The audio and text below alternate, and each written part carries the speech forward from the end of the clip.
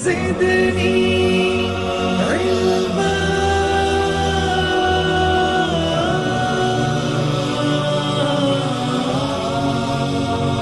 رب زدني علما.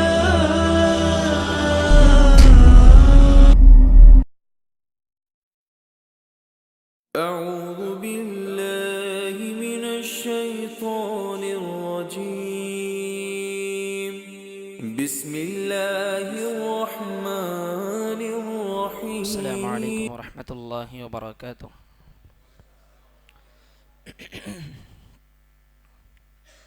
إن الحمد لله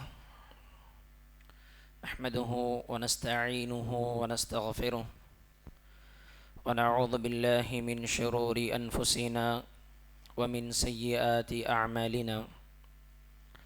من يهده الله فلا مضل له ومن يضلله فلا هادي له. وأشهد أن لا إله إلا الله وحده لا شريك له وأشهد أن محمدا عبده ورسوله. أما بعد، وقال تعالى: أعوذ بالله من الشيطان الرجيم. بسم الله الرحمن الرحيم. إنما هذه الحياة الدنيا لعب ولهو. وقال تعالى: بل تؤثرون الحياة الدنيا والآخرة خير وأبقى. وقال: واضرب لهم مثل الحياة الدنيا كماء أنزلناه من السماء فاختلط به نبات الأرض مما يأكل الناس والأنعام حتى إذا أخذت الأرض زخرفها وزينت وظن أهلها أنهم قادرون عليها أتاها أمرنا ليلا أو نهارا فجعلناها حصيدا كأن لم تغن بالأمس كذلك نفصل الآيات لقوم يتفكرون. فإن خير الحديث كتاب الله وخير الهدي هدي محمد صلى الله عليه وسلم وشر الأمور محدثاتها فإن كل محدثة بدعة وكل بدعة ضلالة وكل ضلالة في النار، أو كما قال عليه الصلاة والسلام. تمام قسم کی تعریف، حمد و ثنا، کبریائی، بڑائی، بزرگی و برتری اس اکیلے تنہا خالق کائنات، مالک ارض و سما اللہ عز و جل کے لیے لائق و زیبا ہے، جس نے ہمیں اور آپ کو پیدا فرمایا اپنی عبادت و بندگی کے لیے، اور جو ہماری ہر ضرورت کا اور ہماری ہر سانس کا اور ہماری زندگی کا مالک اور مدبر ہے، خالق ہے اور ہمارا معبود برحق ہے، جس کا کوئی ثانی نہیں، شریک نہیں. وہ ہمیشہ سے ہے اور ہمیشہ قائم و دائم رہنے والا ہے، ہر عیب سے پاک اور بے نیاز ہے. درود و سلام ہو انبیاء کرام کی مقدس جماعت پر، اور خاصتاً اس جماعت کی آخری کڑی محمد الرسول اللہ صلی اللہ علیہ وسلم کی ذات مبارکہ پر. اللہم صلی علی محمد وعلی آل محمد وبارک وسلم. محترم بزرگوں، نوجوان ساتھیوں اور اس مجلس میں تشریف فرما علماء ساتھیوں، اور میری پس پردہ اسلامی مائیں اور بہنیں، خطبہ مسنونہ یا حمد و صلوات کے بعد جیسا کہ آپ نے سنا، میرا موضوع ہے حقیقت زندگی. اس موضوع کو سنتے ہی شاید آپ کو پتہ چل رہا ہوگا کہ اس میں ہم اور آپ ہماری زندگی کی حقیقت کو، اس کی اہمیت کو جاننے کے لیے، اور یہ زندگی ہمیں کیوں ملی ہے اس کو سمجھنے کے لیے، اور اس زندگی سے ہم کو مطلوب اور مقصود کیا ہے اس کو جان کر پورا کرنے کے لیے ہم اور آپ یہاں پر جمع ہوئے ہیں. معزز حاضرین، کسی بھی چیز کی حقیقت کو جاننے کے لیے سب سے پہلے اس چیز کے برعکس اس کی مخالف چیز کو جاننا ضروری ہوتا ہے. زندگی کی حقیقت کو جاننی ہے تو زندگی کی حقیقت کا پتہ موت سے چلے گا. جو انسان مر جاتا ہے، جو اس دنیا سے رخصت ہو جاتا ہے، وہی آپ کو بخوبی بتا سکتا ہے کہ زندگی کی حقیقت کیا ہے. لیکن یہ ناممکن سی چیز ہے کہ جو انسان مر جائے وہ آپ کو زندگی کی اہمیت اور حقیقت بتا سکے. اسی طرح اندھیرے کا، تاریکی اور ظلمت کا پتہ اجالے سے لگایا جا سکتا ہے۔ جب اجالا ہوتا ہے، روشنی ہوتی ہے، اور پھر روشنی کے بعد اچانک اندھیرا چھا جائے، ظلمت اور تاریکی چھا جائے، آدمی کو روشنی کا پتہ چلتا ہے اور اندھیرا کس کو کہتے ہیں یہ معلوم ہوتا ہے۔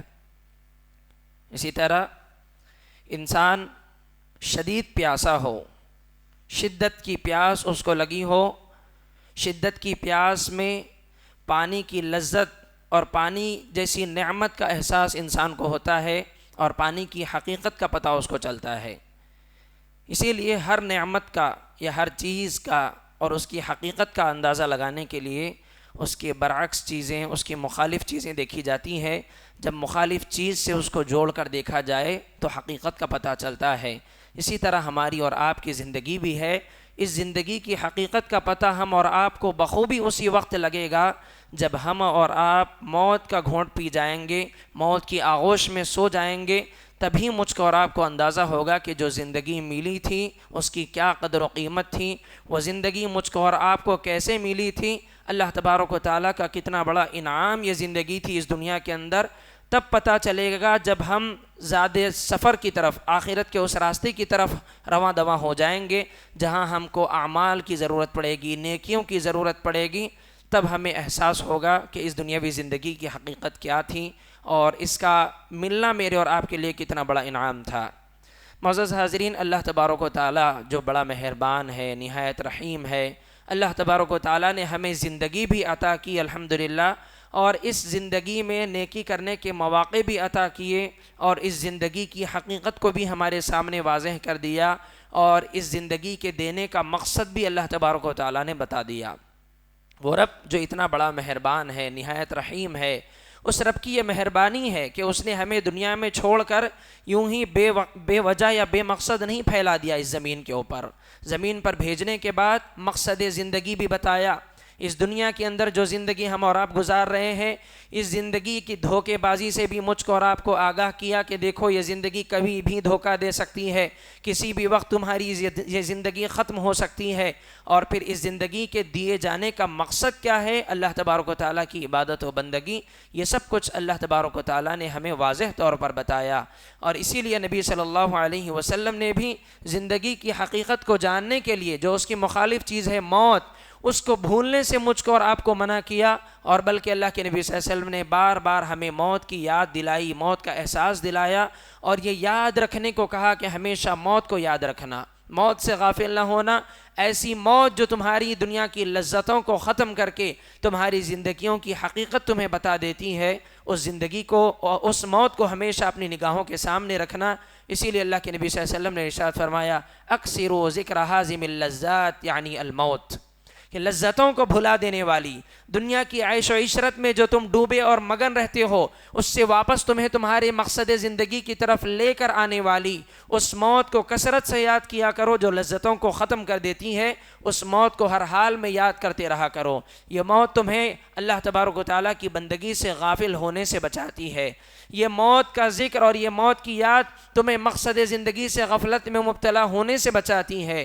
یہ موت کی یاد تمہیں تمہاری زندگی کی حقیقت کا پتہ دیتی ہے۔ یہ موت کی یاد تمہیں یہ احساس دلاتی ہے کہ اس دنیا میں تم ہمیشہ رہنے نہیں آئے ہو، یہ دنیا کی زندگی تمہارے لیے ذخیرہ آخرت کا ساز و سامان بنا کر تمہیں دیا گیا ہے۔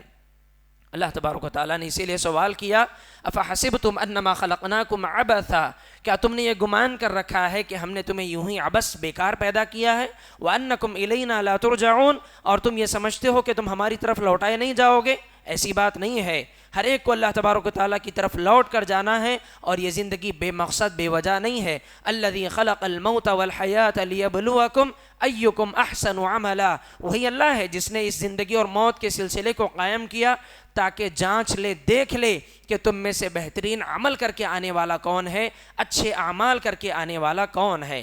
خلاصہ کیا ہے ان ساری آیتوں کا؟ خلاصہ یہ ہے کہ یہ دنیا کی زندگی جو مجھ کو اور آپ کو ملی ہے واقعی ایک بہت بڑی نعمت ہے۔ اگر ہم اس کو رب کی بندگی میں گزاریں، اگر ہم اس کو اللہ تبارک و تعالیٰ کی عبادت اور فرما برداری میں گزاریں، اگر ہم اس خیال اور تصور سے گزاریں کہ مرنا ہے اور اللہ تبارک و تعالیٰ کے سامنے کھڑے ہونا ہے اور زندگی کے ہر لمحے کا حساب و کتاب دینا ہے، اور ہر وہ لمحہ ہمارے لیے ناکامی کا سبب بن سکتا ہے جس لمحے کو ہم نے رب کی بندگی کے بغیر گزار دیا ہے، اسی لیے ہر لمحے میں اور ہر آن میں اللہ کی عبادت اور بندگی کو مقصد بنا کر جینا، یہ سبق ان آیتوں سے مجھ کو اور آپ کو ملتا ہے، ورنہ یہ دنیا کی زندگی کھلے طور پر دھوکے کا سامان ہے۔ اللہ تبارک و تعالیٰ نے قرآن مجید کی بے شمار آیتوں میں کہا انما هذه الحیات الدنیا لعب ولہو، اور کہیں کہا لہو ولعب، کہ یہ دنیا کی زندگی کھیل ہے، تماشا ہے، کھیل کود ہے۔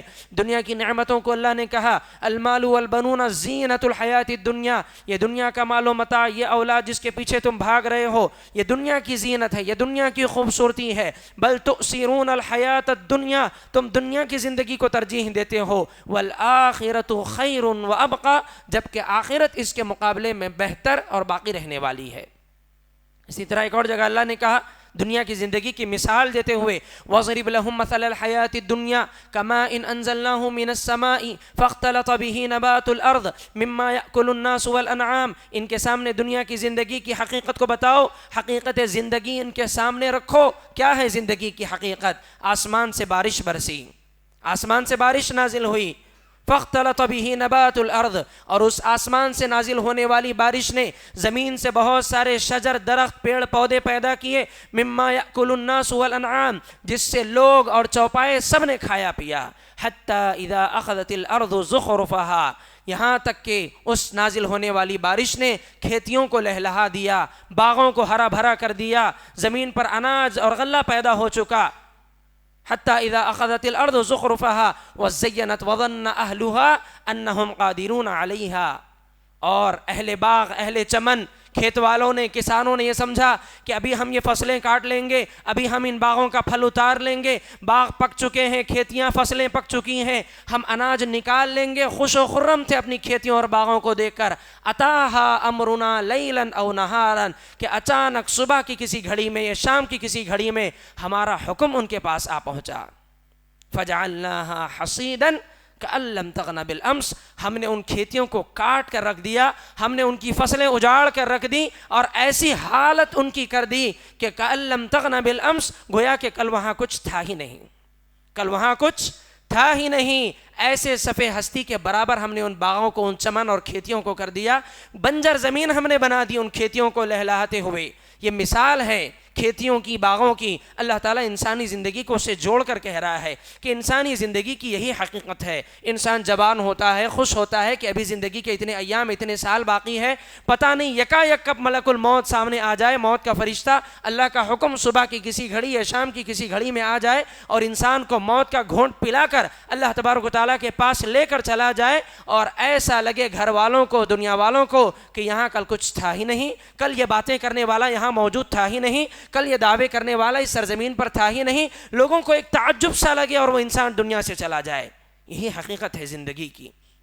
اسی لیے اللہ تبارک و تعالیٰ نے، جو بڑا مہربان ہے، اور اللہ کا یہ رحم ہے کہ اللہ نے ہم پر رحم کھاتے ہوئے اس دھوکے سے ہمیں پہلے ہی آگاہ کر دیا کہ دیکھو دھوکے میں نہیں رہنا، دھوکے سے باہر جیو، یہ دنیا کی زندگی دھوکے کا سامان ہے، کبھی بھی تمہیں اپنے آغوش میں لے سکتی ہے، اور واقعی انسان اس دھوکے میں زندگی بسر کر رہا ہے، خواہشات میں زندگی بسر کر رہا ہے، دنیا کی رنگینیوں اور دنیا کی عیش و عشرت میں ڈوبا ہوا ہے، اور اس قدر ڈوبا ہوا ہے اللہ تبارک و تعالیٰ نے انسان کی دھوکے میں پڑے رہنے اور اس کی غفلت کی حد کو اللہ تبارک و تعالیٰ نے قرآن مجید کے اندر بیان کیا۔ اس حد تک انسان دھوکے میں ہے، الہاکم التکاثر، دنیا کی زندگی نے تمہیں غافل کر رکھا ہے، دھوکے میں ڈال رکھا ہے۔ کب تک دھوکے میں ڈال رکھا ہے؟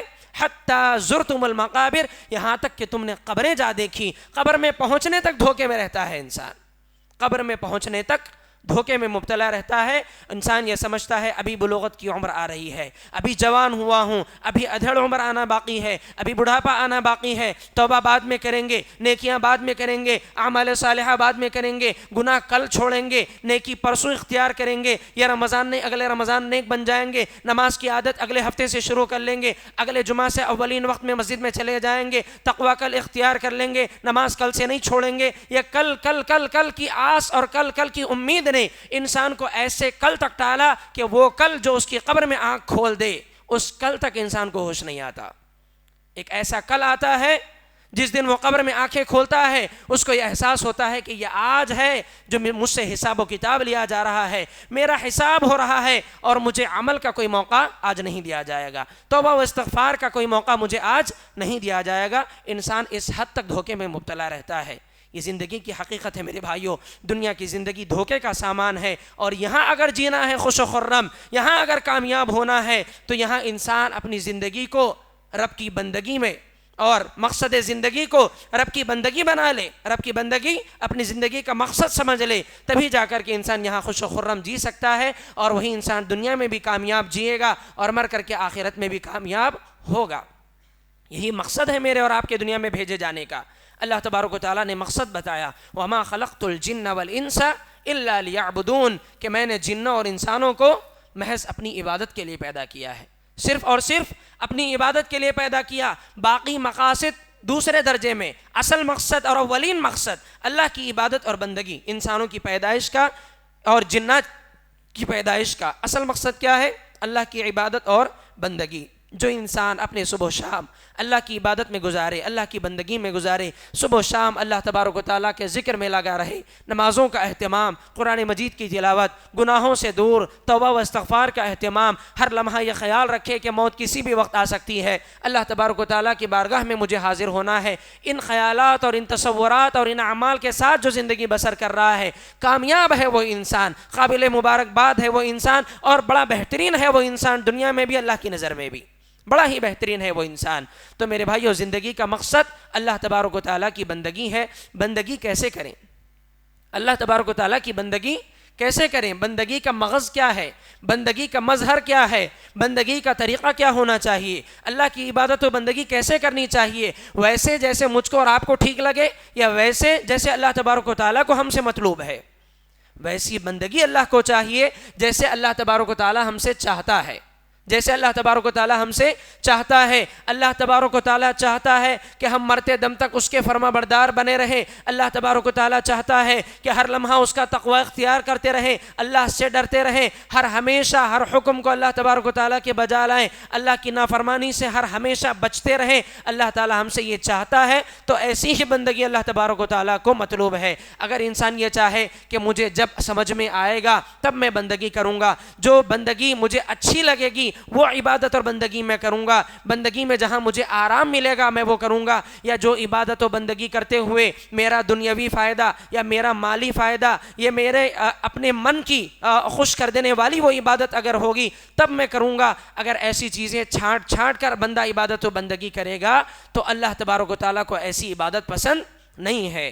اللہ نے کلی طور پر اپنی عبادت کے لیے پیدا کیا، پسند آئے نہ آئے، انسان کو خوشی محسوس ہو یا سستی پیدا ہو، انسان اٹھ کر کے اپنے آپ کو چست بنا کر اللہ کی عبادت کرے، سستی میں بھی اٹھ کر عبادت کرنے کی کوشش کرے، اپنی سستی کو پیچھے جھاڑ دے، انسان یہ سمجھے کہ اللہ تبارک و تعالیٰ کا حکم ہے، اس کے آگے میری اپنی خواہشات، میری مرضی، میری منمانی کوئی معنی نہیں رکھتی۔ انسان کا مالی نقصان ہوتا ہے، انسان مالی نقصان برداشت کرے، انسان کا جی نہیں چاہتا ہے عبادت کرنے کو، اپنی خواہشات کو کچلے روندے رگڑے، انسان کے لیے اس کا معاشرہ، اس کے خاندان قبیلے والے رکاوٹ بنتے ہیں عبادت میں، خاندان قبیلے رشتہ داروں کی باتوں کو پیچھے چھوڑ کر اللہ کی عبادت و بندگی کو اصل مقصد سمجھے۔ ایسی عبادت اللہ تبارک و تعالیٰ کو مطلوب ہے، ایسی بندگی اللہ تبارک و تعالیٰ کو ہم سے چاہیے۔ اگر ایسی بندگی کرتے ہیں تو پھر واقعی جس مقصد سے اللہ نے پیدا کیا اس مقصد میں ہم کامیاب ہیں، اور اگر نہیں، منمانی عبادت کرتے ہیں، خواہشات کے مطابق عبادت کرتے ہیں، فائدے دیکھ کر کے عبادت کرتے ہیں، جہاں فائدہ ہے وہ عبادت کریں گے، جہاں نقصان نظر آئے عبادت چھوڑ دیں گے، ایسی عبادت و بندگی اگر کرتے ہیں تو پھر یہ سودا ہے نعوذ باللہ من ذالک اللہ تبارک و تعالیٰ کے ساتھ۔ یہ کیا ہے؟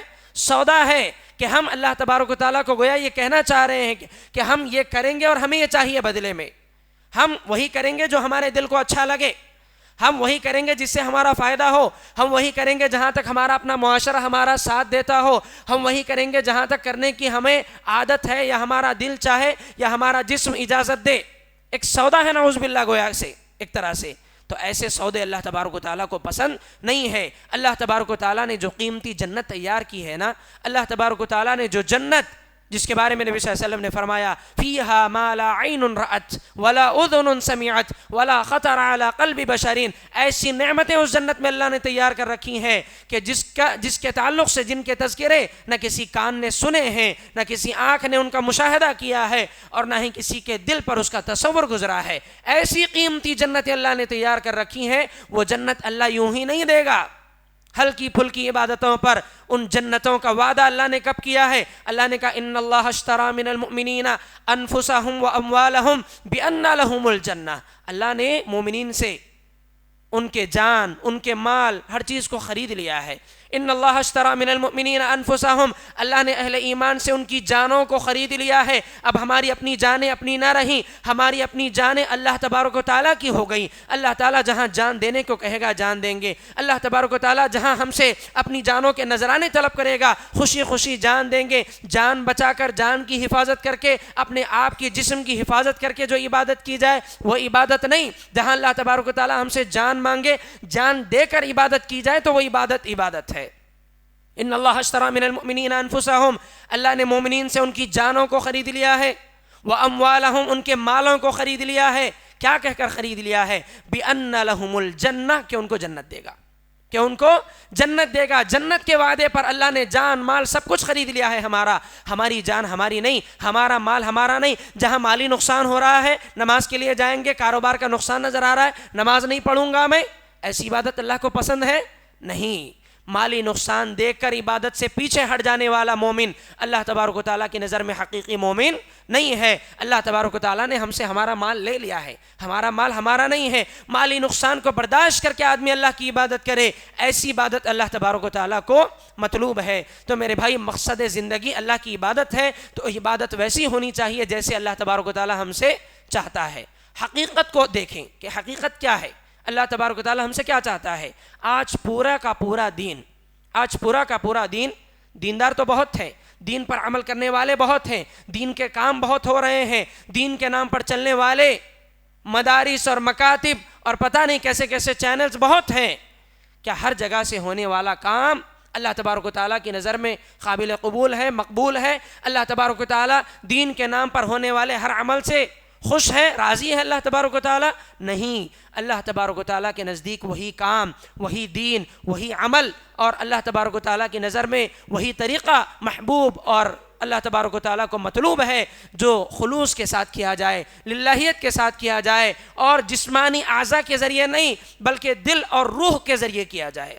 حقیقی دین کو اپنایا جائے، دین کی حقانیت کو جان کر، اس کی روح کو سمجھ کر اور دل لگا کر جب عبادت کی جائے اور دل لگا کر جب اعمال کو انجام دیا جائے تو وہ اعمال اللہ تبارک و تعالیٰ کی نظر میں مقبول اور منظور ہیں، ورنہ جسمانی طور پر ہونے والا ہر عمل اللہ کو قبول نہیں ہے۔ کلمہ پڑھتے ہیں مسلمان، لا الہ الا اللہ، اس کلمے کی حقیقت کیا ہے؟ اس کلمے کی گہرائی کیا ہے؟ اگر آپ ہر کلمہ پڑھنے والے کو دیکھیں، اکثر کلمہ پڑھنے والوں کے نزدیک یہ کلمہ صرف ایک قول جمیل، خوبصورت کلمہ ہے۔ اکثر کلمہ پڑھنے والوں کے نزدیک یہ کلمہ ایک خوبصورت کلمہ ہے، اس سے زیادہ کچھ نہیں۔ لا الہ الا اللہ، نہیں ہے اللہ کے علاوہ کوئی معبود، بس اتنا ہی جانتے ہیں، زبان سے اس کلمے کو ادا کرتے ہیں اور ان کی زندگیوں میں یہ کلمہ ہے وہ پڑھتے رہتے ہیں، ذکر کرتے رہتے ہیں بار بار۔ لیکن اگر اس کلمے کو صرف زبان سے ادا کیا جائے، اس کی حقیقت کو نہ سمجھا جائے، اس کلمے کی گہرائی کو نہ جانا جائے تو یہ کلمہ صرف ایک کلمہ ہی ہے، ایک خوبصورت بات ہے، زبان سے ادا ہونے والے چند جملے ہیں، زبان سے ادا ہونے والے چند الفاظ ہیں۔ لیکن اگر اس کلمے کی حقیقت کو دیکھا جائے، حقیقی دین کی طرف اس کلمے کو پھیرا جائے تو یہ کلمہ دین کی روح ہے، دین کی اساس ہے، بنیاد ہے، سارے اعمال کی جڑ ہے اور ایمان کی بنیاد ہے یہ کلمہ۔ یہ کلمہ درست ہے تو اعمال صحیح ہے، یہ کلمہ درست ہے تو پھر انسان کی نیکیاں اللہ تبارک و تعالیٰ کے پاس مقبول و منظور ہے، یہ کلمہ درست ہے، عبادتیں صحیح ہے، یہ کلمہ درست ہے، بندہ مومن ہے، یہ کلمہ درست ہے، انسان جنت کے داخلے کا حقدار ہے۔ اور یہ کلمہ درست نہیں ہے، اس پر انسان کا ایمان اور عقیدہ درست نہیں ہے، اس کلمے کو برائے نام، برائے کلمات ادا کرتا ہے، زبان سے صرف الفاظ کے ذریعے ادا کرتا ہے، لیکن اس کو سمجھتا نہیں ہے، جانتا نہیں ہے، اس کے حقیقی معنی اور مفہوم سے ناواقف ہے اور اس کے حق کو زندگی میں ادا نہیں کر رہا ہے، اس کے تقاضوں اور شرائط سے ناواقف ہے، تو پھر یہ کلمہ زبان سے ادا ہونے والا بس ایک کلمہ ہے اور ہر ایسا کلمہ پڑھنے والا اللہ کی نظر میں مومن نہیں ہے۔ آپ دیکھیں کتنے ایسے کلمہ پڑھنے والے ہیں جو اپنی زبانوں سے کلمہ لا الہ الا اللہ پڑھتے بھی ہیں اور ان کی جبینیں جگہ جگہ جھکتی بھی نظر آتی ہیں، لا الہ الا اللہ پڑھتے ہیں اپنی زبانوں سے الفاظ کی ادائیگی کے ساتھ، لیکن ان کی نظر میں یہ کلمہ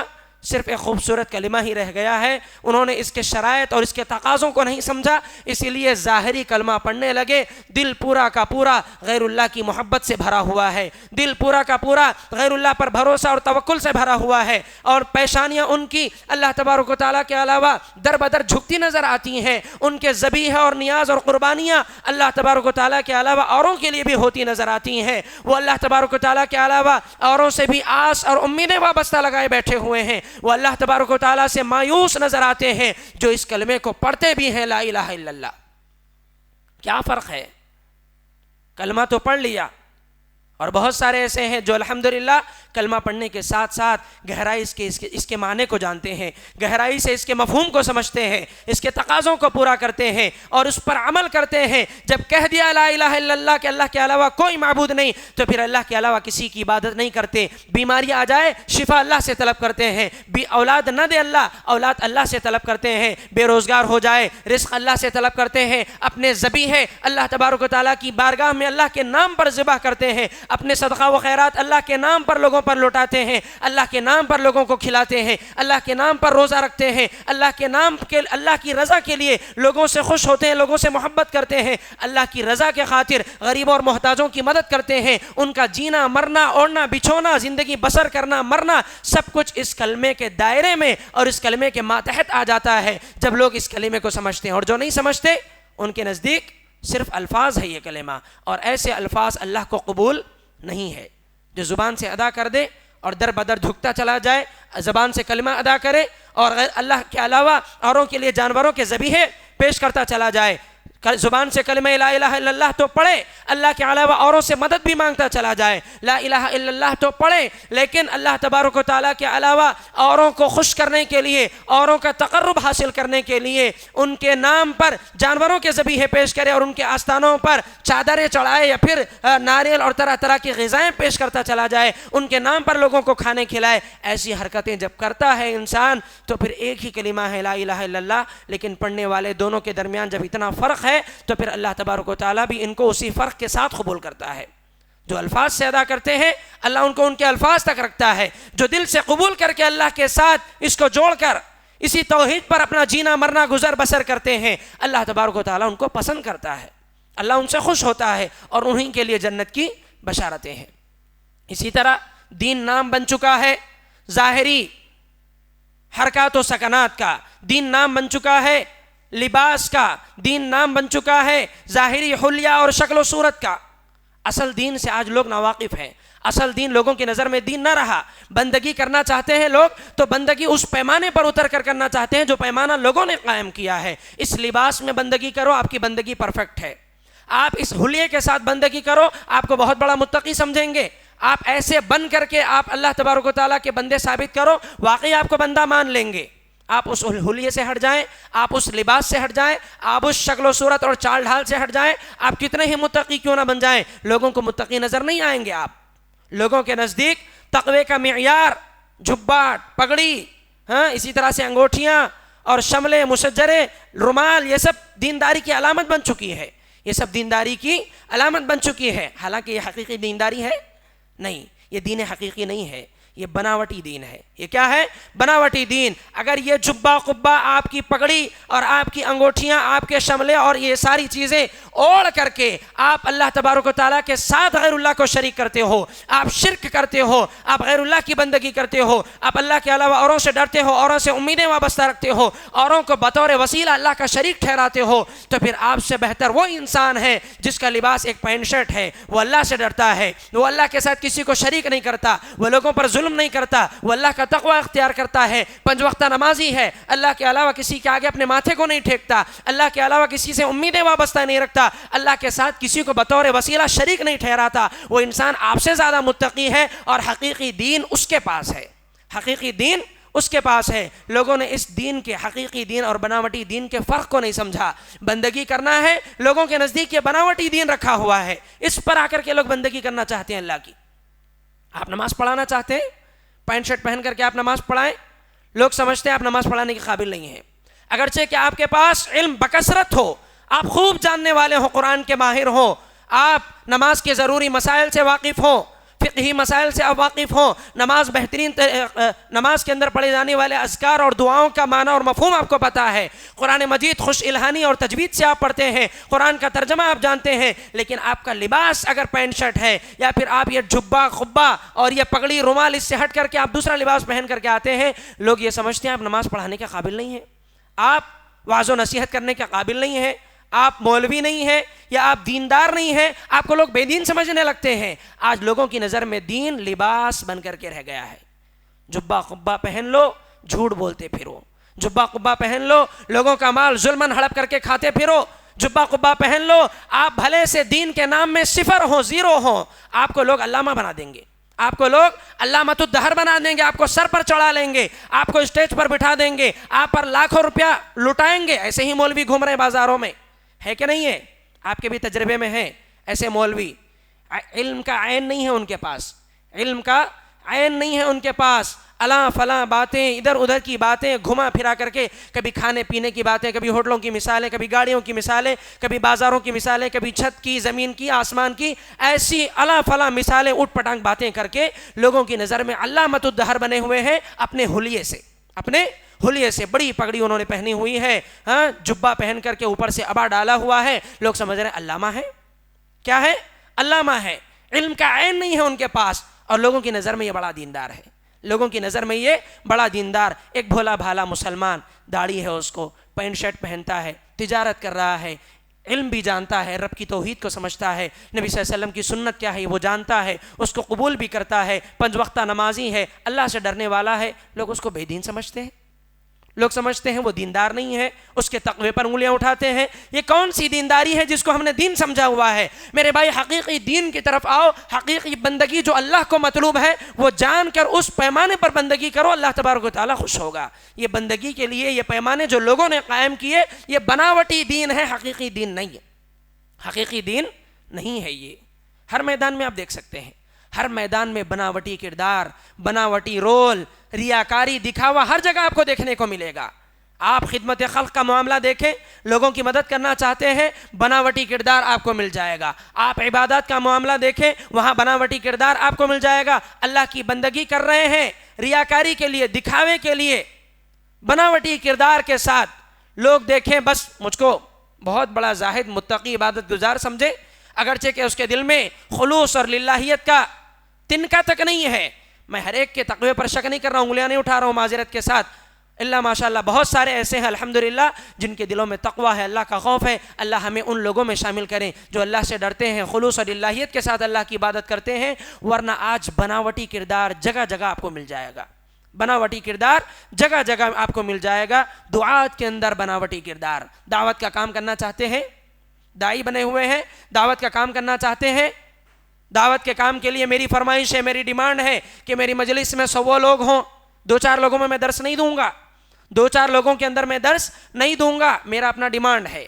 یہ بناوٹی کردار نہیں ہے تو اور کیا ہے؟ یہ دین حقیقی نہیں ہے۔ اگر میں واقعی دین کا کام کرنا چاہتا ہوں یا داعی کی حیثیت سے میں اللہ تبارک و تعالیٰ کے دین کی تشہیر کرنا چاہتا ہوں تو میرا مقصد یہ ہونا چاہیے کہ بھلے سے ایک آدمی سنے لیکن وہ میری بات سن کر کے قبول کرے اور کچھ لے کر کے جائے، وہ عمل کرنے والا بن جائے، تو پھر میرا دعوت دینا کامیاب ہو گیا، میرا یہ عمل مقبول ہو گیا اللہ کی نظر میں انشاءاللہ۔ میرا مقصد یہ ہونا چاہیے۔ اور اگر میں یہ سمجھوں 2-4 لوگوں میں دعوت کا کام نہیں کروں گا، 100 لوگ میرے خطبے میں شریک رہیں، تو پھر یہ کردار بناوٹی کردار ہے، یہ حقیقی دین نہیں ہے۔ دین حقیقی کی طرف لوٹ کر کے آنا چاہیے، وہ دعوت کا کام جو ایک ایک کو فردن فردن کیا جائے اور اس میں مقصد اللہ کی رضامندی اور اللہ کی خوشنودی مطلوب ہے، تو یہ واقعی معنوں میں بندگی ہے۔ اور یہ دعوت جو 100 میں دوں گا، 1 آدھ کو نہیں دوں گا، یہ دعوت دین کے نام پر تو لوگ کر رہے ہیں لیکن یہ حقیقی دین نہیں ہے، بناوٹی دین ہے، یہ بناوٹی دین ہے۔ میں حج کرنے جا رہا ہوں، حج کس کے اوپر فرض ہے؟ ہر ایک کے اوپر، صاحب استطاعت کے اوپر فرض ہے۔ ہر ایک کے اوپر حج فرض نہیں ہے، صاحب استطاعت کے اوپر فرض ہے حج۔ اور میں حج کر رہا ہوں، میرا اپنا بھائی بھوکا مر رہا ہے، میرا اپنا بھائی بھوکا مر رہا ہے، میرا اپنا پڑوسی بیماری میں تڑپ رہا ہے، میں اپنے بھائی سے پیسہ چرا کر اس کا حق مار کر کے سال ہر سال حج کر رہا ہوں، ہر سال حج پر جا رہا ہوں، کیا چاہتا ہوں؟ حاجی بن جاؤں، لوگ دیکھیں، اور یہ کبھی کبھی آ بھی جاتا ہے دل میں کہ لوگ مجھے حاجی کہیں، لوگ مجھے حاجی کہیں، ہر سال مجھے حج کرتا ہوا دیکھ کر لوگ مجھے بڑا متقی سمجھے، پرہیزگار سمجھے، اور اگر نہ بھی آ رہا ہے میں حج کرنے جا رہا ہوں عبادت سمجھ کر کے۔ اب آپ بتائیں، اگر میں نے کسی کے ساتھ ظلم و زیادتی کی ہے، ان کا حق مار کر کے میں حج کر رہا ہوں، کسی کا حق چھین کر کے میں حج کر رہا ہوں، کسی پر ظلم کر کے میں عبادتیں کر رہا ہوں، پڑوسی کو تکلیف میں رکھ کر کے میں اللہ کے نام پر لوگوں کو صدقہ خیرات کر رہا ہوں، جبکہ میرا پڑوسی بھوکا مر رہا ہے، یہ دین حقیقی ہے یا بناوٹی دین ہے؟ یہ بناوٹی کردار ہے۔ حقیقی دین کیا ہے کہ پہلے آپ اپنے بھائی کی مدد کیجئے، آپ اپنے پڑوس کی مدد کیجئے، آپ اپنے ہمسایہ لوگوں کی ضرورتوں کو پورا کیجئے، یہ آپ کے لیے حد سے زیادہ باعث اجر و ثواب ہوگا۔ آپ اپنے حقداروں کا حق ان کو دیجئے، آپ اپنے ماتحت لوگوں کی ضروریات کو پورا کیجئے، یہ اصل دین ہے۔ اصل دین لوگوں کی نظر میں غائب ہو چکا ہے اور بالکل مسخ ہو چکا ہے، اور بناوٹی دین کو، بناوٹی کردار کو لوگوں نے اصل دین سمجھا ہوا ہے، بناوٹی کردار کو لوگوں نے اصل دین سمجھا ہوا ہے۔ اسی لیے اللہ تبارک و تعالیٰ نے کہا یا ایھا الذین آمنوا ادخلوا فی السلم کافہ، اے ایمان والو نخرے، دکھاوا، ناٹک اور شہرت طلبی، ریاکاری، ایسی حرکتیں نہ کرو۔ ادخلوا فی السلم کافہ، پورے کے پورے اسلام میں داخل ہو جاؤ۔ دکھاوے کے لیے، بناوٹی کردار کے لیے، چلو برائے نام کام تو ہو رہا ہے نا، لوگ تو دیکھ رہے ہیں، چار لوگوں کو دیکھنے کو دکھے گا کہ ہم دین کا کام کر رہے ہیں۔ یہ دکھاوے کے لیے ایسی حرکتیں نہ کرو، دکھاوے کے لیے کوئی دین کا عمل نہ کرو، لوگوں کو خوش کرنے کے لیے دین کا عمل نہ کرو، دین کا عمل لوگوں تک پہنچانے کے لیے، دکھانے کے لیے نہ کرو کہ لوگ دیکھ کر کے تو کم از کم سیکھ لیں۔ میں اخلاص کے ساتھ نہیں کر رہا ہوں تو کیا ہوا، لوگ تو مجھے دیکھ کر کے شاید لوگ اخلاص کے ساتھ کر لیں گے۔ یہ سب نیتوں کو رکھ کر کے دین کا کام کرنا یہ دین نہیں ہے۔ اللہ کے نبی اللہ تبارک و تعالیٰ نے کہا ادخلوا فی السلم کافہ، پورے کے پورے اسلام میں داخل ہو جاؤ۔ ایسے ہی لوگ جو اپنی پسندیدہ چیزوں کو اپنا لیتے ہیں، ناپسندیدہ چیزوں کو چھوڑ دیتے ہیں، ایسے ہی لوگوں کو اللہ تبارک و تعالیٰ نے کہا کہ اسلام کے اندر پورے کے پورے داخل ہو جاؤ۔ ولا تتبعوا خطوات الشیطان، شیطان کے نقش قدم پر نہ چلو، انہ لکم عدو مبین، وہ تمہارا کھلا دشمن ہے، وہ تمہارا کھلا دشمن ہے۔ آپ دیکھیں لوگ کیسے دین کو اپناتے ہیں، لوگ کیسے دین کو قبول کرتے ہیں۔ آپ دیکھیں دین کے اندر وہ چیزیں لوگوں کو چاہیے جو ان کے اپنے مزے کی ہے، جو ان کے اپنے مزے کی ہے، یا دین کے اندر وہ چیزیں چاہیے جس سے ان کا اپنا فیشن بھی پورا ہو جائے اور پھر برائے نام دین پہ عمل بھی ہو جائے۔ کچھ عرصہ پہلے تک مولوی چلاتے رہے کپڑا ٹخنے سے اوپر رکھو، اوپر رکھو، اوپر رکھو، کوئی نہیں رکھتا تھا، کوئی بھی نہیں رکھتا تھا۔ آج فیشن چلا ہوا ہے ٹخنے سے کپڑا اوپر پہننے کا، ہے نہیں؟ پینٹ پہنتے ہیں یا نہیں پہنتے؟ ایسے پینٹ نکلے ہوئے ہیں ٹخنے سے اوپر پہنے جا رہے ہیں، لوگ پہن بھی رہے ہیں، شوق سے پہن رہے ہیں، جبکہ آپ تھوڑے سال پہلے آپ پیچھے جا کر کے دیکھیں وہ نیچے لٹکا کر کے پھرتے تھے۔ اگر آپ اب ان سے پوچھیں، کوئی دیندار جا کر کے ان سے پوچھے کیا بھائی اوپر ہو گئے آپ کے کپڑے ٹخنے سے؟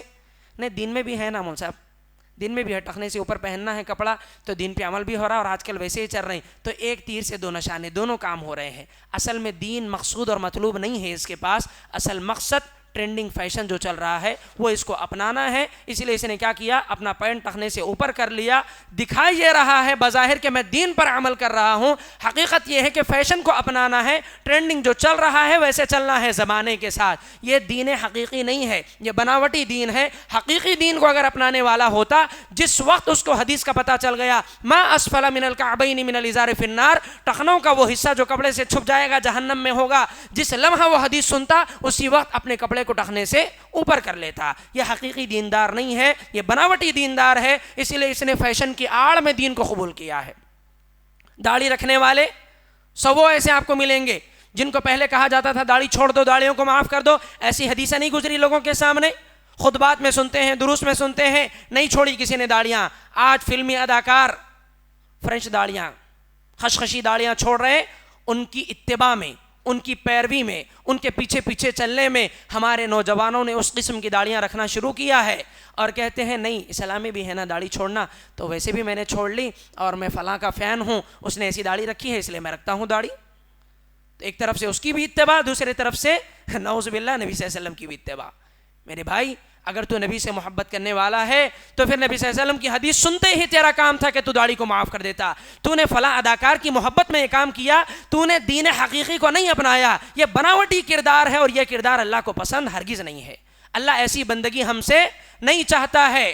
گٹکا تمباکو کھا رہا ہے، ایک زمانے سے مولوی چلاتے آ رہے ہیں اللہ نے حرام قرار دیا، نبی صلی اللہ علیہ وسلم نے حرام قرار دیا، نشاور چیزیں اسلام کے اندر حرام ہیں، روکتے آئے منع کرتے آئے، نہیں رکا، مزہ آتا تھا، کھاتا رہا، شراب پیتا رہا، گٹکے کھاتا رہا، تمباکو کا استعمال کرتا رہا۔ صحت پر بات آ گئی، ڈاکٹر نے سختی سے منع کر دیا، ڈاکٹر نے کہا اب کھاؤ گے تو مر جاؤ گے، اب آپ کے اوپر ہے، مرنا ہے تو پھر کھاؤ، اب روک دیتا ہے۔ اب اگر کوئی پوچھے کیوں نہیں کھا رہے بھائی، چھوڑ دیا، اب حرام بھی ہے نا اسلام میں، چھوڑ دیا، اب حرام بھی ہے نا اسلام میں، ویسے تھوڑا صحت بھی اچھی نہیں رہ رہی اور اسلام میں بھی حرام ہے، اس لیے میں چھوڑ دیا۔ اسلام تو تیرے نزدیک بہانہ ہے، تجھے اپنی جان بچانا ہے، اسلام تو بہانہ ہے۔ اگر اسلام پر عمل کرنے والا ہوتا یہ بناوٹی کردار اب نہیں دکھاتا، حقیقی دین پر عمل کرنے والا ہوتا پہلے ہی جب تو نے خطبے میں حدیث سن لی تھی، قرآن کی آیت سن لی تھی، اسی لمحہ اس کو چھوڑ دیتا کہ اللہ نے اس سے منع کیا، نبی صلی اللہ علیہ وسلم نے منع کیا۔ حقیقی دینداروں کو دیکھنا ہے، صحابہ کی جماعت کو دیکھو، حقیقی بناوٹی کردار نہیں، حقیقی دل و جان سے اسلام پر عمل کرنے والے، رب کی بندگی کو بندگی سمجھ کر کرنے والے اور اس غرض سے کرنے والے کہ رب راضی ہو جائے، ایسی بندگی کرنے والے صحابہ آپ کو ملیں گے۔ عبداللہ بن عمر رضی اللہ تعالیٰ عنہ کہتے ہیں نبی صلی اللہ علیہ وسلم کے پاس ایک صحابی رسول آئے، ہاتھ میں سونے کی انگوٹھی تھی، نبی صلی اللہ علیہ وسلم نے اتار کر پھینک دیا ہاتھ سے انگوٹھی، کہا مردوں پر سونا حرام ہے، آگ کے انگارے لے کر کے گھومنا پسند کرو گے اپنے ہاتھ میں، اتار کر پھینک دیا۔ نبی صلی اللہ علیہ وسلم چلے گئے انگوٹھی پھینک کر۔ نبی صلی اللہ علیہ وسلم کے جانے کے بعد لوگوں نے کہا اللہ کے بندے تیرے اوپر حرام ہے، گھر والوں پر نہیں، یا پھر اس کی قیمت حرام نہیں ہوگی، اس کو بیچ کر کے اس کا پیسہ استعمال کر لے۔ اس صحابی نے جس کے ہاتھ سے اللہ کے رسول نے انگوٹھی اتار کر پھینکی تھی، انہوں نے کہا اللہ کی قسم جس چیز کو اللہ کے نبی صلی اللہ علیہ وسلم نے میرے ہاتھ سے اتار کر کے پھینک دیا میں کبھی اسے اپنے ہاتھ میں دوبارہ نہیں لوں گا، نہیں اٹھاؤں گا، میں کبھی اس چیز کو دوبارہ نہیں اٹھاؤں گا۔ یہ بناوٹی کردار نہیں، یہ دل سے محبت ہے۔ یہ کس سے محبت ہے؟ دل سے پیدا ہونے والی محبت۔ یہ لوگوں کو دکھانے کے لیے جبے قبے پگڑیاں عمامے پہن کر کے لوگوں کو دھوکہ دینے والی باتیں نہیں ہیں، یہ دل سے آنے والی محبت، یہ دل سے ہونے والی بندگی، یہ نبی صلی اللہ علیہ وسلم کے فرامین کو سر خم اور اپنی جان نچھاور کر کے قبول کرنے والی محبت ہے۔ یہ خدمت خلق، آج لوگ ایک دوسرے کی خدمت کرتے ہیں، خدمت خلق بھی ایک بہت بڑی عبادت ہے، اللہ کی عبادت میں سے ایک دوسرے پر احسان کرنا، ایک دوسرے کی مدد کرنا، ایک دوسرے کے ساتھ ہمدردی کرنا، خیال رکھنا ایک دوسرے کا، یہ بہت بڑی عبادت ہے۔ آج یہ عبادت بھی کیا بن چکی ہے؟ شہرت طلبی کا ایک ذریعہ بن چکی ہے، واہواہی کا ایک سبب بن چکی ہے، اور لوگوں کی نظر میں اپنا رعب اور اپنی شہرت اور اپنی واہواہی کروانے کا ایک ذریعہ بن چکی ہے یہ خدمت خلق۔ جہاں دیکھو کسی کی مدد کرتا ہے، دسیوں گواہ اور دسیوں ثبوت اس کے آپ کو ملیں گے۔ کسی کو میں نے 10 روپیہ دیا، 10 لوگ دیکھتے ہیں، کسی کو میں نے راشن تقسیم کیا، 10 تصویریں میرے پاس موجود ہیں لوگوں کو کھلانے پلانے کی، میں نے کسی کی مدد کی، میرے پاس ہزاروں گواہ ہیں کہ میں نے لوگوں کو کھلایا پلایا تھا۔ یہ بناوٹی کردار، اس کے آڑ میں لوگ کیا کہتے ہیں؟ لوگوں کو کھلانا پلانا ثواب ہے نا، خدمت خلق ثواب کا کام ہے نا، ثواب کا کام ہے، ٹھیک ہے، آپ یہ سب چیزیں کیوں کر رہے ہیں کہ دنیا میں آپ اپنے نیک عمل کے گواہ بنا رہے ہیں؟ آپ دنیا میں اپنے نیک عمل پر لوگوں کو واہواہی اور شہرت طلبی کے لیے سامنے رکھ رہے ہیں کہ دیکھو تصویریں لے رہے ہیں۔ میں مانتا ہوں کہ بسا اوقات حکمتاً کہیں ایسا کرنا پڑتا ہے کہ تصویریں لیتے ہیں لوگ، تو وہ حکمت بعض وقت چل سکتی ہے، لیکن آج کل ہر آدمی کے دل میں یہ خواہش بسی ہوئی ہے کہ میں کسی کے بھی ساتھ کوئی اچھا سلوک کر رہا ہوں، میں کوئی بھی نیکی کر رہا ہوں، میں کچھ بھی اچھا کر رہا ہوں، لوگوں کو پتہ چلے میری اچھائی کا، اور لوگ جانے کہ میں اچھا ہوں، ذمہ داریوں کو پورا کرتے ہوئے آدمی یہ چاہتا ہے کہ میری اس ذمہ داری کا لوگوں کو پتہ چلے کہ میں کتنا ذمہ دار ہوں اور کتنی ذمہ داری سے اپنی ذمہ داریوں کو بخوبی انجام دے رہا ہوں۔ ایک تھے وہ ذمہ دار حضرت عمر رضی اللہ تعالیٰ عنہ، حضرت عمر رضی اللہ تعالیٰ عنہ کیسے ذمہ دار، رات کے وقت نکلے خلیفۃ المسلمین۔ حضرت عمر رضی اللہ تعالیٰ عنہ کون ہے؟ نبی صلی اللہ علیہ وسلم نے فرمایا لو کان نبی بعدی لکان عمر، میرے بعد اگر کوئی نبی ہوتے تو وہ کون ہوتے؟ عمر ہوتے۔ یہ وہ مقام و مرتبہ رکھنے والی شخصیت ہے۔ حضرت عمر رضی اللہ تعالیٰ عنہ راتوں کو نکلا کرتے تھے دورے پر، اپنی رعایا کو دیکھنے کے لیے کہ کس حال میں ہے، کیا چل رہا ہے، دیکھ بھال کے لیے نکلتے تھے۔ جب رات کو ایک مرتبہ نکلے تو دیکھا کہ ایک خاتون چولہے پر ہنڈیا رکھی ہوئی ہے، اس میں پانی پک رہا ہے۔ اپنے غلام، غالباً غلام کا جو خادم تھے ان کا نام اسلم تھا، ان کے ساتھ نکلے اور دیکھا چولہے پر ہانڈیا رکھی ہوئی ہے اور اس کے اندر پانی پک رہا ہے۔ حضرت عمر رضی اللہ تعالیٰ عنہ قریب گئے، دیکھا کہ اس کے بچے بھی رو رہے ہیں، چولہے پر ہانڈی رکھی ہوئی ہے، اس میں پانی پک رہا ہے۔ عمر رضی اللہ تعالیٰ عنہ نے اس خاتون سے پوچھا کہ اے خاتون یہ کیا کر رہی ہو؟ ہانڈی میں پک تو رہا ہے، صرف پانی ہے، کچھ کھانے پینے کی چیزیں نہیں ہیں، اور تمہارے بچے رو رہے ہیں، یہ کیا پکا رہی ہو؟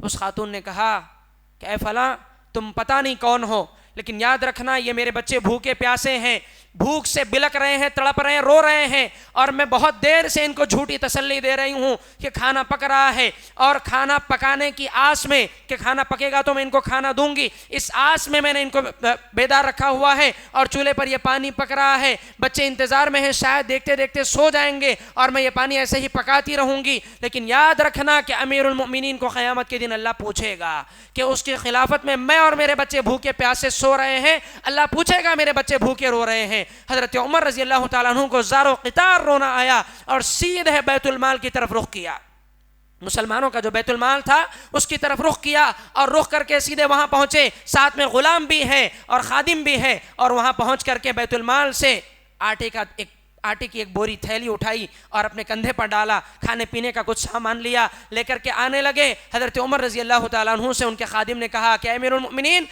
المؤمنین ہو کر کے کھانے پینے کا سامان اور آٹے کی بوری اٹھا کر کے چل رہے ہو، آپ یہ مجھے دے دیجئے، میں اٹھا لوں گا، یہ میری ذمہ داری ہے، میں خادم ہوں آپ کا، میں اٹھا لوں گا، آپ یہ مجھے دے دیجئے۔ عمر رضی اللہ تعالیٰ عنہ نے پلٹ کر کے اس کی طرف دیکھا، خادم کی طرف، اور سوال کیا کہ کیا قیامت کے دن میں میرے اعمال کا بوجھ اٹھائے گا؟ آج میرا یہ وزن، میری یہ ذمہ داری اٹھانے کی بات کر رہا ہے، قیامت کے دن بھی میرا یہ وزن اٹھائے گا، میرے اعمال کا بوجھ اٹھائے گا؟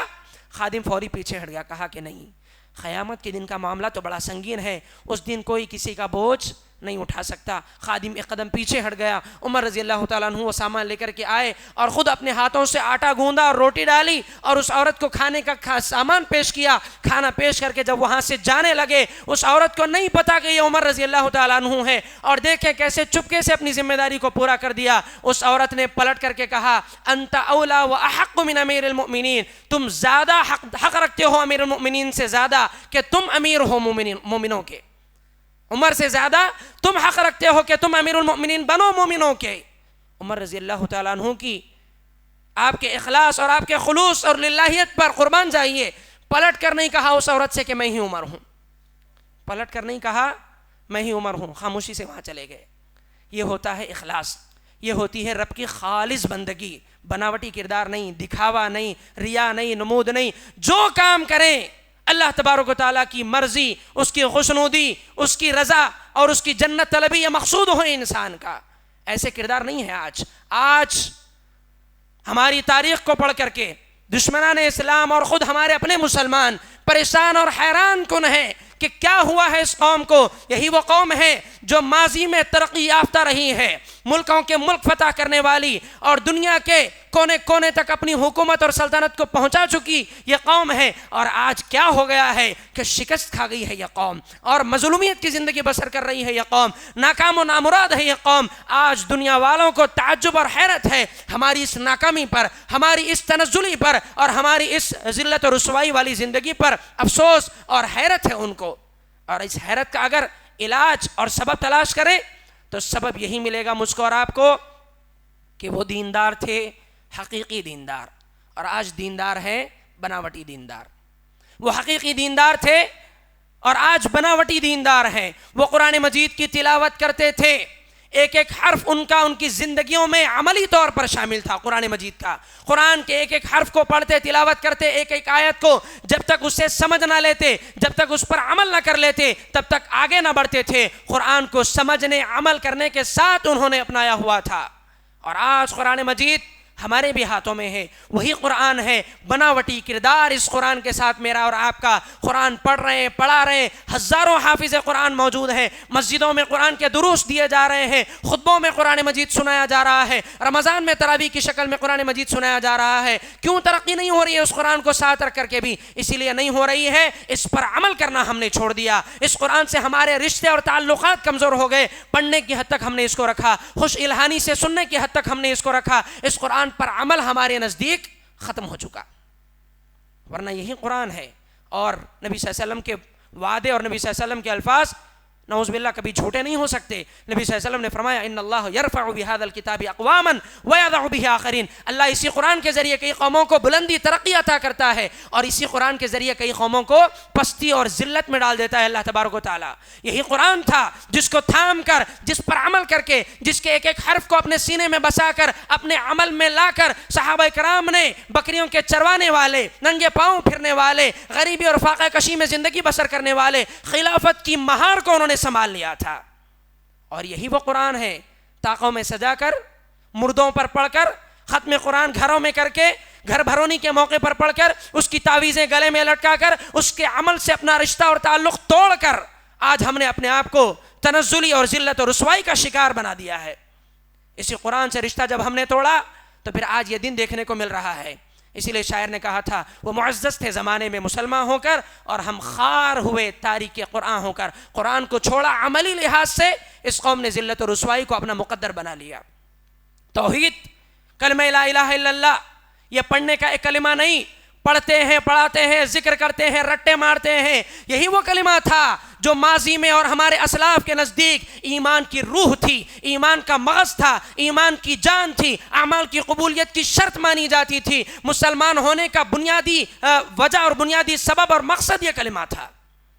इस कलिमे को जो ना समझे वो मुसलमान नहीं समझा जाता था। इस कलिमे को समझकर कोई ऐसा आपको मिलता नहीं था जो दर दर भटकता हुआ नजर आए। इस कलिमे को भी समझे, शिर्क भी करता नजर आए। इस कलमे को भी समझे, अल मदद या फलां के अलम अपने घरों पर बुलंद करे। इस कलमे को भी समझे, या अली मदद या रसूलुल्लाह मदद के नारे भी लगाए।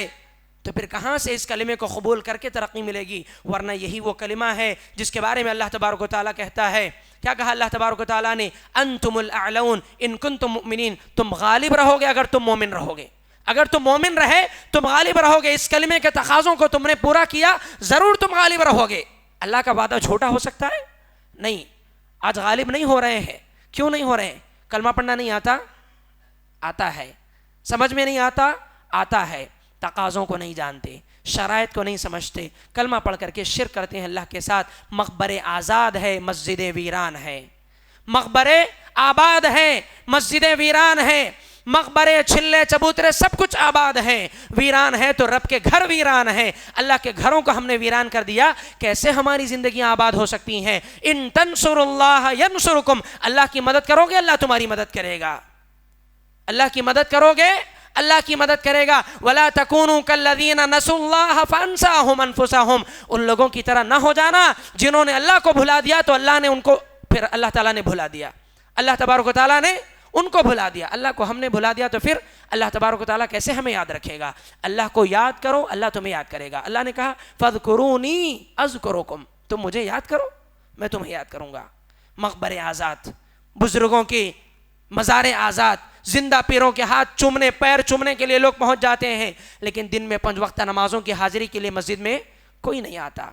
हमने रब को रब नहीं समझा। वमा क़दरुल्लाह हक़्क़ क़दरी, अल्लाह की कदर नहीं की जैसे कदर करने का हक था।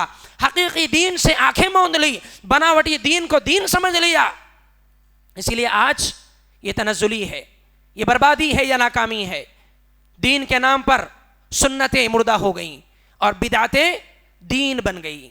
बिदअतें क्या हो गई? दीन बन गई। सहाबा के नज़दीक नबी सल्लल्लाहु अलैहि वसल्लम का एक एक कौल, एक एक फ़िल, एक एक अमल, एक एक हरकत और आपकी एक एक अदा दीन हुआ करती थी। आपका हुक्म आ जाता, सहाबा कराम गर्दनें झुका देते।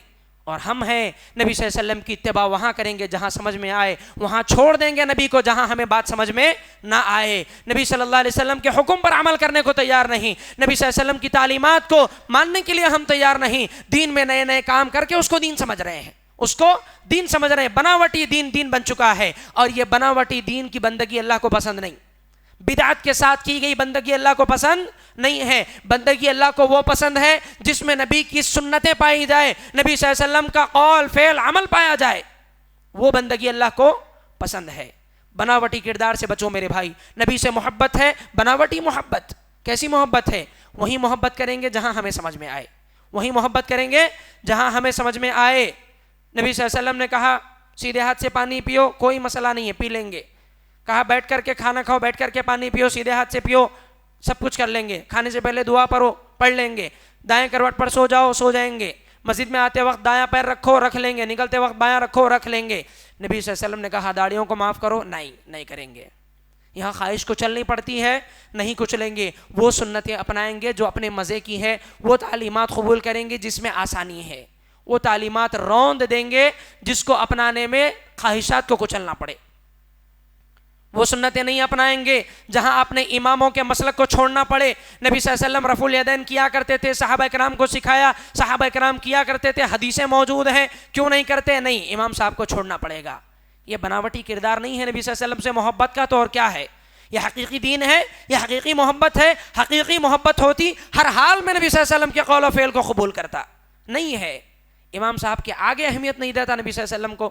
امام صاحب کا قول نہیں ہے لہٰذا رفع الیدین نہیں کروں گا، رفع الیدین نہیں کروں گا. صحیح حدیث کے ہونے کے باوجود لوگ ٹھکراتے ہیں اللہ کے نبی صلی اللہ علیہ وسلم کے اعمال کو، اللہ کے نبی صلی اللہ علیہ وسلم کے طریقے کو. ایسی بے شمار مثالیں آپ کو ملیں گی. نماز نبی صلی اللہ علیہ وسلم کے طریقے کی نہیں پڑھ پاتے، احادیث سے ثابت ہونے کے باوجود نبی صلی اللہ علیہ وسلم کے طریقے کی نماز پڑھنے کے لیے لوگ تیار نہیں. کیوں؟ اپنے اپنے مسالک سے ایسی محبت ہے، اپنے اپنے مسالک سے ایسی محبت ہے. یہ سچی محبت ہوئی، یہ حقیقی دین پر عمل کرنا ہوا، یہ حقیقی بندگی ہوئی اللہ کی. کیا اللہ راضی ہوگا ایسی بندگی سے جس بندگی میں نبی کا طریقہ نہ پایا جائے؟ ہرگز نہیں میرے بھائی. تو زندگی اللہ کی بندگی کے لیے دی گئی اور بندگی ویسی کریں جیسے اللہ چاہتا ہے. من مانی بندگی سے اللہ تبارک و تعالیٰ کبھی بھی راضی نہیں ہونے والا. بناوٹی کردار سے بچنے کی ضرورت ہے، ریاکاری سے بچنے کی ضرورت ہے، اخلاص کو اپنانے کی ضرورت ہے. کیونکہ یہ ریاکاری، یہ دکھاوا، یہ بناوٹی کردار، یہ ریاکاری شرک اصغر ہے. نبی صلی اللہ علیہ وسلم نے اسی لیے فرمایا ان اخوف ما اخاف علیکم الشرک الاصغر، میں تم پر سب سے زیادہ جس چیز کے معاملے میں ڈرتا ہوں وہ شرک اصغر ہے. صحابہ نے پوچھا اللہ کے رسول وہ کیا ہے؟ نبی صلی اللہ علیہ وسلم نے فرمایا الریا، دکھاوا کرنا، ریاکاری کرنا. نبی اللہ تبارک و تعالیٰ قیامت کے دن چھوڑ دے گا ایسے آدمی کو جو ریاکاری کے لیے کوئی عمل کرے گا، دکھاوے کے لیے کوئی عمل کرے گا. اس عمل کرنے والے کو اور اس کے عمل دونوں کو اللہ تبارک و تعالیٰ چھوڑ دے گا. تو دکھاوے سے بھی بچیں اور نفسانی خواہشات کے ذریعے جو عبادتیں کرتے ہیں اور نفسانی خواہشات کی وجہ سے جن عبادتوں کو چھوڑتے ہیں اس سے بھی بچیں اور ہر طرح کے بناوٹی رول سے بچیں. حقیقی دین کی طرف آئیں، بناوٹی دین سے توبہ کریں. یہ لباس، یہ جبے خبے، یہ پگڑیاں، یہ عمامے اور اسی طرح سے یہ لمبی لمبی داڑیاں، داڑھی سنت ہے لیکن لمبی لمبی داڑیاں رکھ کر کے اگر ہم لوگوں کو دھوکہ دیں، جھوٹ بولیں، وعدہ خلافی کریں، لوگوں کا مال ظلماً کھا جائیں، تو پھر یہ حقیقی دین نہیں ہے. یہ حقیقی دین نہیں ہے. حقیقی دین نام ہے اپنے آپ کو رب کے رنگ میں رنگ دینے کا. صبغۃ اللہ، سب سے بہترین رنگ کس کا ہے؟ اللہ کا رنگ ہے. ومن احسن من اللہ صبغہ ونحن له عابدون، اور اللہ کے رنگ سے بہتر رنگ کس کا ہو سکتا ہے؟ اور ہم اسی کی عبادت کرنے والے ہیں. تو اللہ کے رنگ میں اپنی زندگی کو رنگ دینا یہ اصل بندگی ہے. زندگی رب کی بندگی میں گزرے یہ سب سے اصل مقصد اور کامیابی ہے. اور زندگی بے بندگی یہ شرمندگی ہے، یہ شرمندگی ہے. میرے حال اللہ تبارک و تعالیٰ سے دعا ہے اللہ مجھ کہنے والے کو اور ہم تمام سننے والوں کو زندگی کی حقیقت کو سمجھنے کی توفیق عطا فرمائے اور جس مقصد سے اللہ نے پیدا کیا اس مقصد کو جان کر، اس مقصد کو اپنا کر، اس مقصد کے مطابق زندگی بسر کرنے کی توفیق عطا فرمائے. اور اللہ تعالی ہمیں اس کی عبادت و بندگی ویسے کرنے کی توفیق عطا فرمائے جیسے اللہ کو ہم سے مطلوب ہے، ویسے کرنے کی توفیق عطا فرمائے جیسے اللہ کے رسول نے ہمیں سکھائی ہے. اور اللہ تبارک و تعالی بناوٹی کردار سے، دکھاوے کی بندگیوں سے، دکھاوے کے اعمال اور دکھاوے کے معاملات سے اللہ تبارک و تعالی ہم سب کو بچائے اور حقیقی تقوی اللہ تبارک و تعالی ہمارے دلوں میں پیدا فرمائے. اللہ کے نزدیک سب سے زیادہ معزز وہی ہے جس کے دلوں میں تقوی ہے. ان اکرمکم عند اللہ اتقاکم، تم میں سب سے زیادہ شریف، عزت دار اللہ کی نظر میں متقی ہے. اللہ ہمیں حقیقی تقوی نصیب فرمائے، اللہ ہمیں حقیقی اخلاص نصیب فرمائے. اللہ تبارک و تعالی ہماری زندگیوں کے اندر خلوص اور للہیت پیدا فرمائے. اللہ تبارک و تعالی ہمارے ہر چھوٹے بڑے نیک عمل کو قبول فرمائے اور ہر چھوٹے بڑے گناہ کو اللہ تبارک و تعالی معاف فرمائے. اللہ تبارک و تعالی نیکی کی طرف سبقت کرنے کی توفیق عطا فرمائے اور گناہوں سے اللہ تبارک و تعالی ہم سب کو دور رکھے. اللہ تبارک و تعالی اس مجلس میں جمع ہوئے تمام ہی حاضرین کے وقت کو باعث برکت بنائے اور اللہ تبارک و تعالی ہمیں اور مزید علم حاصل کرنے، عمل کرتے رہنے کی توفیق عطا فرمائے. جو بھی باتیں کہی گئی اللہ سب سے پہلے مجھے کہنے والے کو اور باقی ہم سبھی سننے والوں اور سننے والیوں کو عمل کرنے کی توفیق عطا فرمائے. اللہ تبارک و تعالی ہمارے یہاں آنے بیٹھنے سننے کو قبول فرمائے اور اس کو ہمارے میزان حسنات میں جمع فرمائے. اور اللہ تبارک و تعالی اس مسجد کے ذمہ داران کو، کمیٹی کو اللہ تبارک و تعالی خیر و عافیت سے نوازے. اللہ تبارک و تعالیٰ خیر و برکت سے مالا مال رکھے، ہمیشہ خیر اور آباد رکھے اللہ تبارک و تعالیٰ، جنہوں نے اتنا بہترین پروگرام منظم طریقے سے انجام دیا اور 10 اتوار 10 مقررین کے نام سے رکھا، اور ہر اتوار الگ الگ علماء کو بلا کر کے علم حاصل کر رہے ہیں اور علم کو تقسیم کرنے کی یہ بہترین کوشش اور کاوش کر رہے ہیں۔ اللہ تبارک و تعالیٰ اس مسجد کے سربراہان اور ذمہ داران کو ہمیشہ خیر آباد رکھے۔ اللہ تبارک و تعالیٰ اس مسجد کے نمازیوں کی تعداد میں، مصلیوں کی تعداد میں اور اس مسجد کے تمام ہی بہترین امور میں اللہ تبارک و تعالیٰ برکت پیدا فرمائے۔ اللہ تبارک و تعالیٰ سب سے پہلے ہم اس کا شکر ادا کرتے ہیں کہ اللہ نے ہمیں یہ موقع عطا فرمایا، اور پھر دوسرے درجے میں آپ تمام ہی حاضرین کا شکریہ ادا کرتے ہیں کہ آپ لوگوں نے اپنا وقت نکال کر کے یہاں فرصت سے بیٹھ کر کے ان باتوں کو سماعت فرمایا، اور تیسرے درجے پر میں اس مسجد کے ذمہ داران کا بھی شکریہ ادا کرتا ہوں جنہوں نے مجھ ناچیز کو اس قابل سمجھا کہ میں یہاں آ کر کے کچھ باتیں کتاب و سنت کی روشنی میں آپ کے سامنے اور آپ کے گوش و گزار کروں، اور اللہ تبارک و تعالیٰ ہماری اس محنت کو قبول فرمائے، اور جو کچھ بھی میں نے کہا ہے اللہ تبارک و تعالیٰ ہمیں اس پر عمل کرنے کی توفیق عطا فرمائے۔ آمین۔ اقول قولی ھذا استغفر اللہ لی ولکم ولسائر المسلمین وآخر دعوانا ان الحمد للہ رب العالمین۔ مزید علماء اور مقررین کے بیانات سننے کے لیے ہمارے YouTube چینل کو سبسکرائب کیجیے۔ جزاک اللہ۔